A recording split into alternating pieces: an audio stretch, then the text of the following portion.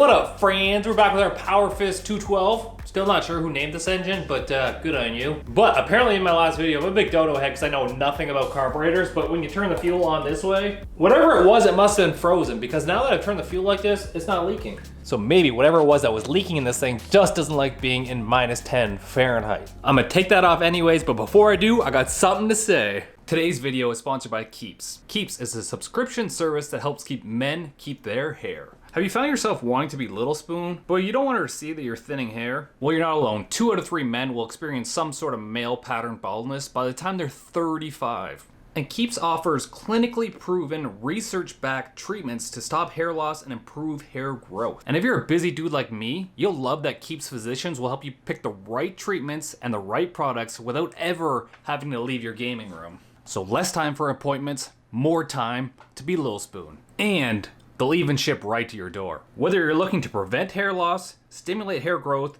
or you just want to take better care of your hair, there's a treatment plan for everybody, and to make it even better, each plan comes with a full year of unlimited messaging so you can connect with the prescribing doctor about anything, anytime. With plans typically half the cost of pharmacy prices, and most customers seeing results within 6 months, you can't go wrong. So boys, let's get rid of those hats, we'll let the hair flow, because hair loss stops with Keeps. So to get 50% off your first order, go to keeps.com/boostedlifestyle, or the link is down in the description. That's KEEPS.com/boostedlifestyle. Let's get into the video.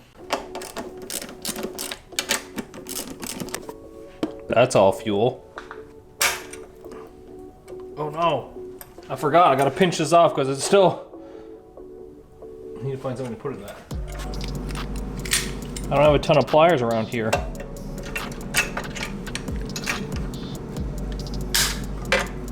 Old school fuel injection. It looks like this little tiny piece of aluminum was actually stuck on one of our, whatever that valve is right there. So this piece of aluminum was stuck there, which probably was contributing to our issue, but I was actually unaware that the fuel filter is built into the stock tank, and I don't have a fuel filter in this now, so it's something I should look into after, but not today. If I turn this on, and I turn the choke on, it should.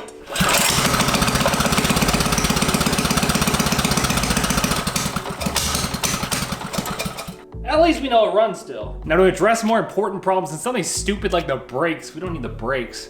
This exhaust, I had a little 90 on it. It still burnt my leg because it was stuck too high. This piece, when it falls off, this just shoots into your leg, so you can tell this little thing right there, it's not doing much. So we have to build an exhaust. I did order a muffler, not here yet. We're in Canada. Takes a week, Amazon Prime nowadays. Did you know that? Amazon Prime takes a week. Couple quick little pieces. One's gonna go something like this. Another one's gonna go something like that. Then we'll get around the back there. Maybe like this.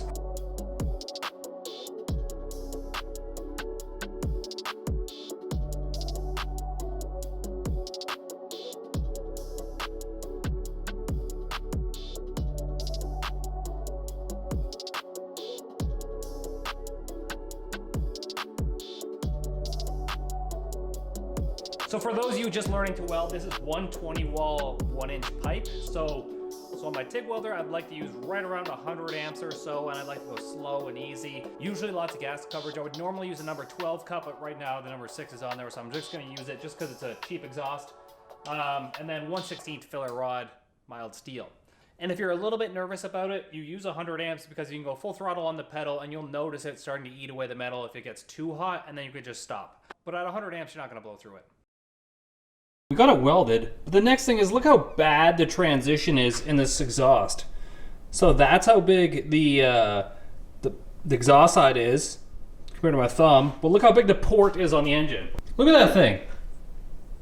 That's huge. I'm pretty sure I paid top dollar for this engine. I'm gonna port this to make exhaust noises. So you just use this doohickey right here and then go, wait.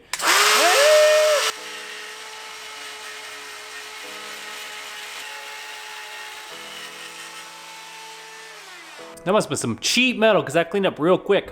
Dang, look at it.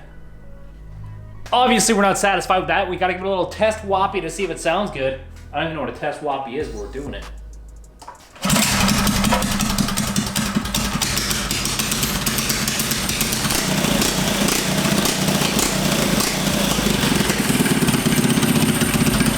it's a test wappy. Now we've got to make something to sit on because this is really uncomfortable to just sit your butt on 2 bars. But I have this really thick aluminum plate that I don't know how I'm gonna bend, but I think it would be perfect on here. Now I know this might not be fun to watch, but just wait, I have something super, super fun for the back end of this thing. Now I didn't know if it was gonna work out, but I tried to build this around that it was gonna work out, and I think it just might. So stay tuned, you'll be excited for this one.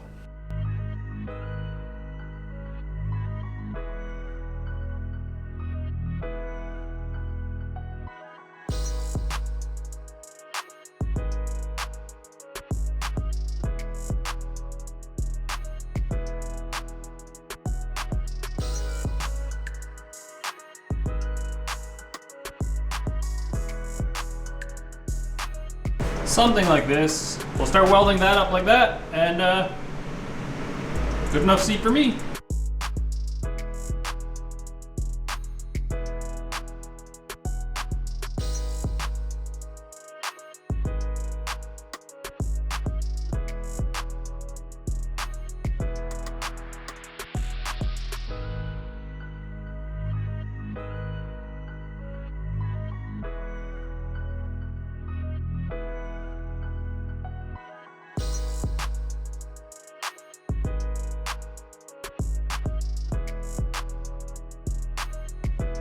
Now, what do you think about that? I think it's gonna work just fine, and it goes kind of with the rawness of the build. But we have a template now that if we want to put a piece of foam on this and shape it to the piece and put a nice little curve in it and then upholster it, we have a nice little platform to do it. Now, what's the point if we're doing this if we can't have fun? Now, it works fine-ish in the snow, but I think I have a better solution. How about we slap these bad boys on there? Now, I am definitely a little sneaky because I did design the narrow rear end around being able to fit this piece on there.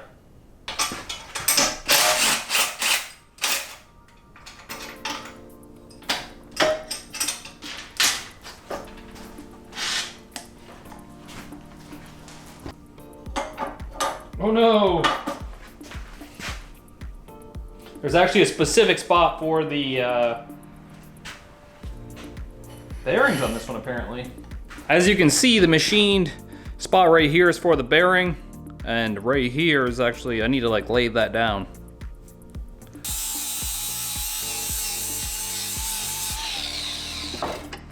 So that was one of the worst experiences ever trying to grind this thing down to fit the bearings, but it's on there now, it's centered. What we're gonna do is we're gonna throw the tracks on just to make sure that they fit before we start messing around with welding the sprocket on, because I'm pretty sure you gotta weld the sprocket onto this one.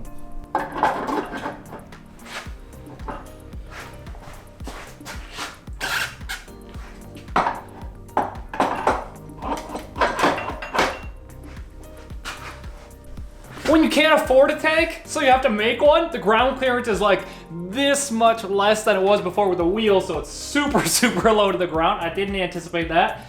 We got our tensioners in the back here. We have to put our sprocket on, weld that on, and then just bolt down the tracks. And we should be able to take it for a rip. You better be the right chain. It seems to be another one of those sprockets that's a little bit too wide for our chain. Like the chain seems to want to fit in there, it just seems too wide.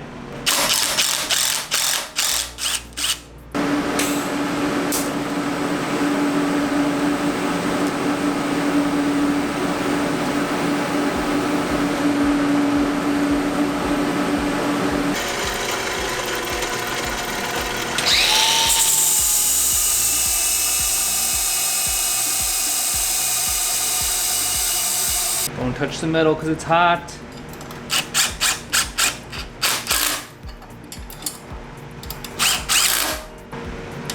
Join it. No.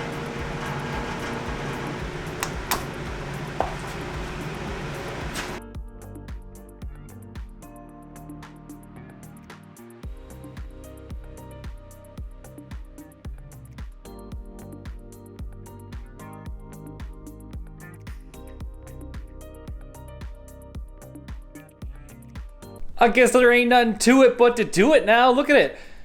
Just because Cletus can buy a ripsaw tank doesn't mean I can't make one. That's what I'm going with right now. The chain is a little bit slack. There wasn't a good link to use there. It is gonna be super, super low. But we got a seat, an exhaust, some tracks now. Still no brakes though, but who cares about brakes? It's actually minus 40 Fahrenheit out right now. Well, it's actually like minus 20 something Fahrenheit, but it feels like minus 40 with the wind chill. So I know we get bundled up a little bit, get some gloves on, come back out here, we'll grab the GoPro, we'll go outside, see if it rips. Helmet on, because it's probably gonna be warmer for my face. I got my mittens here, and this thing looks so cool. Let's go test it out. The first test is it gets out of the garage over that big snow hump that's right there.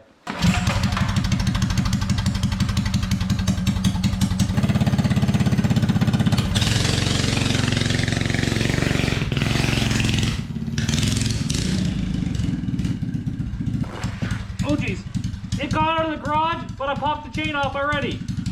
Take two with a tighter chain.